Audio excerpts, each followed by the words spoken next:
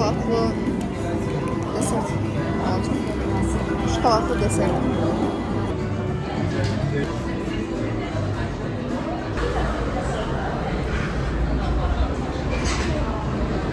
Ümid edirəm səsim normal gəlir. Mikrofonu ilk dəfə də istifadə edirəm. Seçdiyim məkan hal-hazırda heç uyğun deyil. Səs dəhşət çoxdur. Ona görə yəqin ki, buradan çıxacağam. Daha sakit bir yerə gedib orada davam edə bilərəm. Bu video nə üçündür? Birinci onu deyim. İnformasiya təhlükəsizliyi, informasiya texnologiyaları, yəni IT, kompüter elmləri, kompüter mühəndisliyi hamısı oxşar görünsə də fərqli işlərdir, fərqli ixtisaslardır və hal-hazırda bir çox insan, abituriyentlər əsasən də universitet belə deyək ki, seçməyi mərhələsinə gəlib çatacaqlar və universitet seçməli olacaqlar. Əsasən istəyirəm ki, həmin insanlara kömək olsun, öz elədiyim səhvləri bunun üzərindən danışım, öz təcrübələrimdən danışım və bunlarla bağlı məlumat verim. Düzdür, bilmirəm nə dərəcədə xronoloji olacaq, nə dərəcədə ardıcıl gedəcək mövzular, amma əsasən istəyirəm ki, bu mövzular barədə danışım. Nəticəni isə sözünüzə buraxacağam və özünüz qərar verə bilərsiniz bu barədə.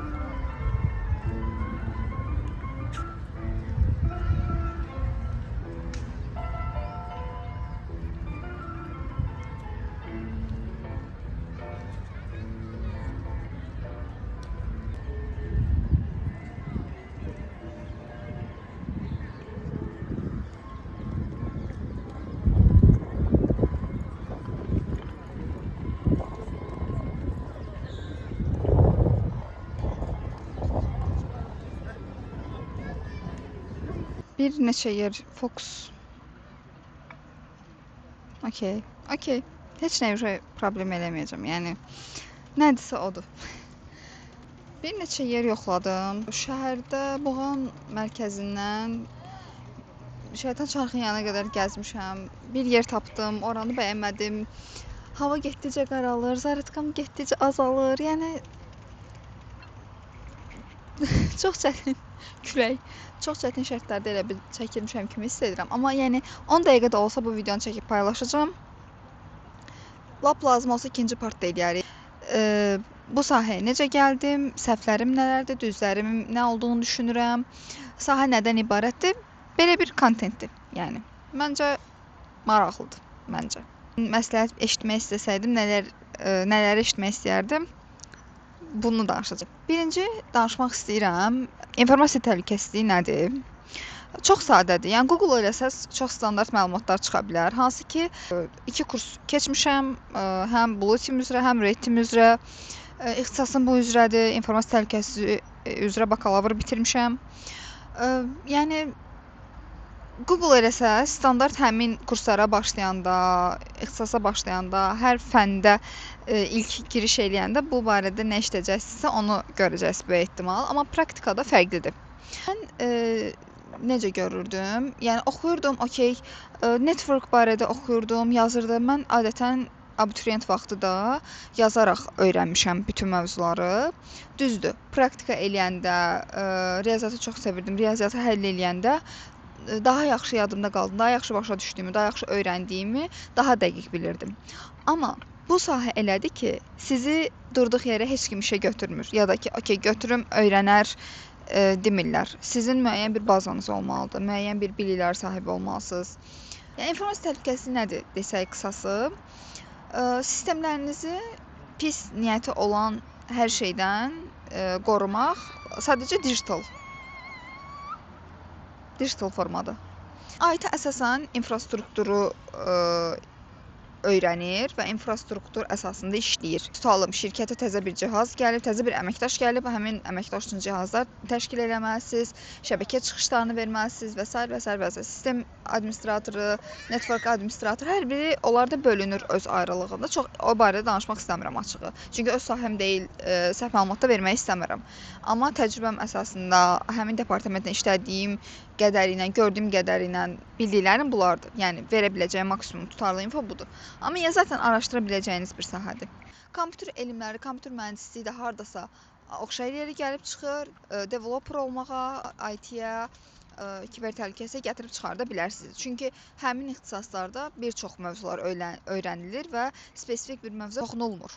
Və kiber təhlükəsizlik əsas nöqtəmiz Azərbaycanda hal-hazırda ən az 3 sahə olaraq bölünür bir çox şirkətdə. Həm bank sektorlarında, həm özəl şirkətlərdə, həm dövlət şirkətlərində. Yəni fərq eləmir. Hər birində ən az 3 belə deyək ki, şöbə deyə bilərik ki, bölünür. Blue Team, Red Team, GRC, Purple Team daha doğrusu. Red Team pentesterlərdir, etik hackerlar deyə bilərik. Blue Team analistlərdir, SOC analistlər. Ümumiyyətlə SOC-da oturan hər kəs Blue Team, yəni deyə bilərik ki, sayılır. Və Purple Team, GRC. Deməli, pentest nədir? Etik hackerdır. Mənim sistemim hacklənməmişdən əvvəl onu mən hackləyirəm. Mən deyəndə yəni pentester. Orada olan boşluqları mən tapıram. Əvvəlcədən mən bunların bağlanmağı üçün tədbirlər görürəm. Onların da özlərinin toolları var. Toollar dəyişə bilir, metodikalar dəyişə bilir. Hər pentesterin deyərdim ki, özünün dəstək xətti var və bunu işlədikcə təkmilləşdirirsiniz. Blue Team axıra saxlayım. GRC nədir? Yəni Purple Team. GRC əsasən Blue Team və Red Team'in gördüyü işləri sənədləşdirir. Çox sadə görünə bilər. Hal-hazırda GRC çox mühüm rol oynayır. Hətta mən deyərdim ki, 3-5 il əvvəl mən universitetə daxil olduğum ərəfələrdə pentest daha önəmli idi, nəinki GRC. Amma vaxt keçdikcə GRC daha çox ön plana çıxdı. AI-ın inkişaf eləməyi, hacker olmaq həvəsindən irəli gəlib infoseka yönəlməyi bazarda insan sayını artırdı pentester üzrə və beləcə rəqabət artdı. Rəqabət artdığı üçün sadəcə yaxşılar belə deyək ki, sahədə qalıb sahəyə daxil olub işləyə bilirlər. Bazar artıq getdikcə oturuşduğu üçün, rəqabət də artdığı üçün hamını, yəni okey sən bu toolu bilirsən, gəl işlə deyə bilmirlər. Çünki artıq insanlar çox şey bilir və AI var.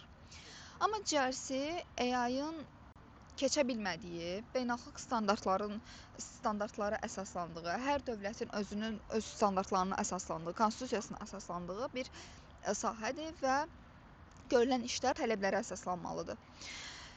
Və bunu bir çox halda AI eləyə bilmir təbii ki və insanlar da işi çox professional olmalıdır. Çünki hal-hazırda məsəl üçün il ərzində ən az 2 dəfə audit yoxlamasından keçirsə hər şirkət, hər bank və bundan üzü ağ çıxmaq üçün GRC-lər böyük rol oynayır.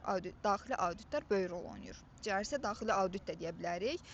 Çünki bir növ sizi müdafiə eləyir, yəni öz şirkətinə müdafiə eləyir. Və bunu müdafiə eləmək üçün paralel işlədiyi əməkdaşlar, yəni Blue Team və Red Team-lə paralel işləməlidir və onların işlərini bir növ müdafiə eləyə biləcək qədər hakim olmalıdır.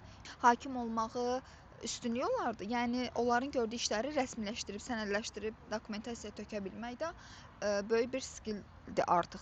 Bunu remote olaraq, freelance olaraq, xidmət olaraq verir. Çünki GRC-də artıq belədir ki, tutalım, mən şirkətim bilmirəm hara gedir. Tutarlı bir GRC işi görənim yoxdur. Çox küllü miqdarda pullar verib illik xidmət də almaq istəmirəm. O qədər büdcəm də yoxdur. Freelance olaraq kimlərləsə danışa bilərəm, xidmət ala bilərəm qısa müddətli, hansı ki daha münasib qiymətədir. Mənə roadmap verə bilər, infrastrukturuna uyğun məni yönləndirə bilər və s. Əmək haqqısı da yetər qədər yaxşıdır. Reputasiya olaraq da məncə çox yaxşı bir sahədir. Belə. İndi SOC-a keçək. Mən hal-hazırda SOC analist olaraq fəaliyyət göstərirəm. SOC-u danışım və sonra təzədən flashback edib dala qayıdacaq bu sahəyə necə gəldiyimlə bağlı. SOC, Security Operations Center deməkdir. Security, yəni təhlükəsizlik əməliyyatlarının aparıldığı bir mərkəz. Bu mərkəzdə deməli SOC L1, L2, L3 olaraq əməkdaşlar var, engineerlər var. Blue Team-də adətən əməkdaşlar bu kateqoriyalarda bölünür. Ən aşağıdan başlayaq. L1 səviyyəsi. L1 səviyyəsi odur ki, çox ümumiyyətlə bir dənə bunun üstündən keçək. Məsələn, mənim bir şirkətim var. Şirkətimdə çox cihaz var. Mən bunları bir mərkəzdən idarə eləməliyəm. Bu mərkəz isə SOC-dur. SOC-dan idarə olunur. Rullar yazılır, əməkdaşlarım kompüterləri limitlənir. Tutalım mən Əgər marketinq departamentindəyimsə, başqa dizaynla bağlı saytları deyə bilərik, produktları deyə bilərik. Əgər bunlardan qeyri sayt və yaxud da proqram istifadə eləsəm, rul yaza bilərəm ki, mənə alert gəlsin. Çünki sənin hansı bir marağın var ki, bunu istifadə edirsən. Ki, zaten adətən şəbəkə tərəfdən bunlar kontrol olunur, amma həmçinin bu rul olaraq da qeyd olunur ki, kimsə buna cəhd eləsə, bununla bağlı mənə məlumat gəlsin. Təbii ki, bundan limitlənmir. Tutalım, mənim brute force attack var.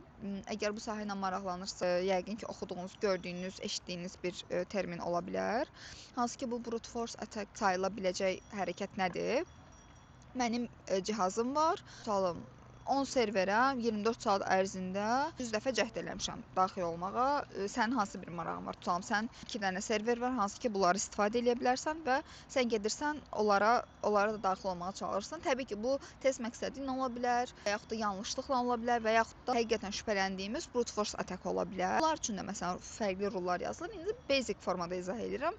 Ən sadə nümunələr bunlardır. Təbii ki, çox geniş кейslər var. Digər videolarda ümumi SOC-la bağlı belə infolar verməyə çalışacağam. Yəni ümumi bu hərəkətlərin istifadəçinin öz cihazında hüquqları çərçivəsində hərəkəti istisna hər hansı bir hərəkət eləyirsə, bununla bağlı monitorinq aparmaqdır. Bunu adətən L1-lər eləyir. L2-lər bu rulların yazılmağında və L1-lərin edə bilmədiyi həm privilegiya, həm təcrübəyə görə eləyə bilmədiyi işləri L2-lər eləyir. Eskalasiya olur. Escalation deyilir buna.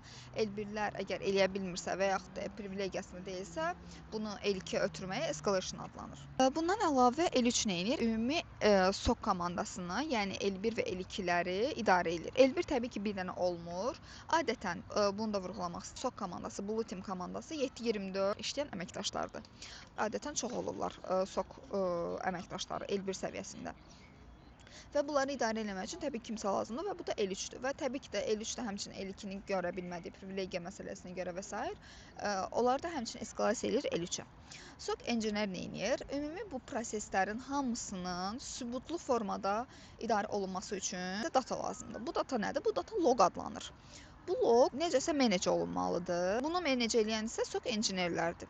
Düzgün formada toplayanlar, düzgün formada kateqoriyalara bölənlər və s. və s. və s. Hazırda Azərbaycan bazarı üçün ən çox istifadə olunan, ən çox bazarda tələb olunan işlər bunlar üzrədir. Digər mövzu barədə danışmaq istəyirəm. İnformasiya təhlükəsizliyi əsasına necə başladım?